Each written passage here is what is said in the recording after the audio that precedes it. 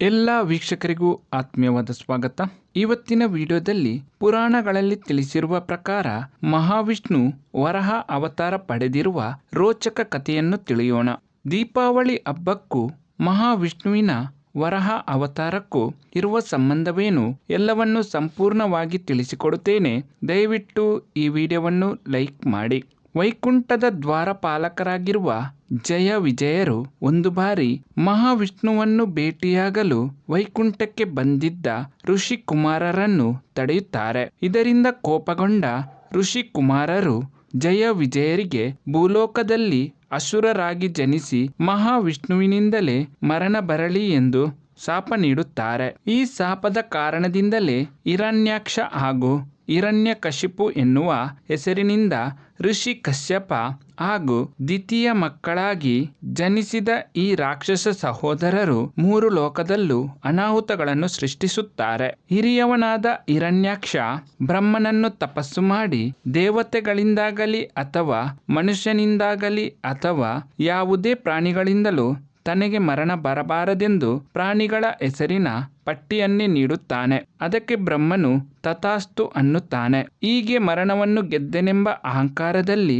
ಎಲ್ಲರನ್ನೂ ಹಿಂಸಿಸಲಾರಂಭಿಸುತ್ತಾನೆ ಹಾಗೂ ಭೂಮಿಯನ್ನು ಅಪಹರಿಸಿ ಪಾತಾಳದಲ್ಲಿ ಅಡಗಿಸಿ ಇಡುತ್ತಾನೆ. ದಿಕ್ಕು ಕಾಣದಾಗಿ ಎಲ್ಲರೂ ವಿಷ್ಣುವಿನ ಬಳಿ ಬಂದು ಈ ವಿಚಾರ ತಿಳಿಸಿದಾಗ ಮಹಾವಿಷ್ಣು ತಾನೇ ಸ್ವತಃ ಆತನನ್ನು ವಧಿಸಲು ತಯಾರಾಗುತ್ತಾನೆ. ಬ್ರಹ್ಮನಿಗೆ ನೀಡಿರುವ ಪ್ರಾಣಿಗಳ ಪಟ್ಟಿಯಲ್ಲಿ ಹಂದಿಯ ಹೆಸರು ಇಲ್ಲದಿರುವುದನ್ನು ಖಚಿತಪಡಿಸಿಕೊಂಡ ಮಹಾವಿಷ್ಣು ದೊಡ್ಡದಾದ ಕೋರೆ ಹಲ್ಲುಗಳಿರುವ ಹಂದಿಯ ರೂಪ ಅಂದರೆ ವರಹ ಅವತಾರ ತಾಳಿ ಪಾತಾಳದ ಕಡೆಗೆ ತೆರಳುತ್ತಾನೆ. ವರಹ ರೂಪದಲ್ಲಿದ್ದ ಮಹಾವಿಷ್ಣು ಹಿರಣ್ಯಾಕ್ಷನನ್ನು ಯುದ್ಧಕ್ಕೆ ಆಹ್ವಾನಿಸಿದಾಗ ಬ್ರಹ್ಮನಿಂದ ಪಡೆದ ವರದ ಮದದಿಂದ ಹಿರಣ್ಯಾಕ್ಷನು ವರಹ ರೂಪದಲ್ಲಿದ್ದ ಮಹಾವಿಷ್ಣುವನ್ನು ನಿನ್ನಂತಹ ಕಾಡು ಮೃಗ ತನಗೇನು ಮಾಡಲು ಸಾಧ್ಯವಿಲ್ಲವೆಂದು ಅಣಕಿಸುತ್ತಾನೆ. ಕೋಪಗೊಂಡ ವರಹ ರೂಪದಲ್ಲಿದ್ದ ಮಹಾವಿಷ್ಣು ಜೋರಾಗಿ ಗರ್ಜಿಸುತ್ತಾನೆ. ಆತನ ಗರ್ಜನೆಯನ್ನು ಕೇಳಿ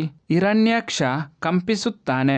ನೋಡುತ್ತಿದ್ದಂತೆ ವರಹ ರೂಪದಲ್ಲಿದ್ದ ಮಹಾವಿಷ್ಣು ಆಕಾಶದೆತ್ತರಕ್ಕೆ ಬೆಳೆಯುತ್ತಾನೆ. ಭೂಮಿಯನ್ನು ತನ್ನ ಬೃಹದಾಕಾರದ ಕೋರೆ ಹಲ್ಲುಗಳಲ್ಲಿ ಹಿಡಿದುಕೊಂಡು ಹಿರಣ್ಯಾಕ್ಷನ ಜೊತೆ ಹೋರಾಟ ನಡೆಸುತ್ತಾನೆ. ಅಂತಿಮವಾಗಿ ವರಹ ರೂಪಿಯಾದ ಮಹಾವಿಷ್ಣು ಹಿರಣ್ಯಾಕ್ಷನನ್ನು ಸಂಹಾರ ಮಾಡಿ ಭೂಮಿಯನ್ನು ತಂದು ಸ್ವಜಾಗದಲ್ಲಿ ಇರಿಸುತ್ತಾನೆ. ಮಹಾವಿಷ್ಣುವಿನ ವರಹ ಅವತಾರಕ್ಕೂ ದೀಪಾವಳಿಗೂ ಇರುವ ಸಂಬಂಧ ಏನು ಅನ್ನೋದನ್ನು ತಿಳಿದುಕೊಳ್ಳೋಣ. ಕೆಲವು ಕಥೆಗಳ ಪ್ರಕಾರ ಭೂಮಿದೇವಿ ಆಕೆಯನ್ನು ರಕ್ಷಿಸಿದ ವರಹನನ್ನು ಮದುವೆಯಾಗಿ ನರಕಾಸುರ ಎನ್ನುವ ಮಗ ಹುಟ್ಟುತ್ತಾನೆ ಎಂದು ಹೇಳುತ್ತಾರೆ. ಇನ್ನು ಕೆಲವು ಕಥೆಗಳ ಪ್ರಕಾರ ಭೂಮಿದೇವಿಯನ್ನು ತಂದು ಸ್ವಜಾಗದಲ್ಲಿ ಇರಿಸುವಾಗ ವರಹ ರೂಪದಲ್ಲಿದ್ದ ಮಹಾವಿಷ್ಣುವಿನ ಹಣೆಯಿಂದ ಬಿದ್ದ ಬೆವರ ಹನಿಯಿಂದ ನರಕಾಸುರ ಸೃಷ್ಟಿಯಾಗುತ್ತಾನೆ ಎಂದು ಹೇಳುತ್ತಾರೆ. ನರಕಾಸುರನ ಜನನದ ನಂತರದ ಕಥೆಯನ್ನು ಮುಂದಿನ ವಿಡಿಯೋದಲ್ಲಿ ತಿಳಿಸಿಕೊಡುತ್ತೇನೆ. ದಯವಿಟ್ಟು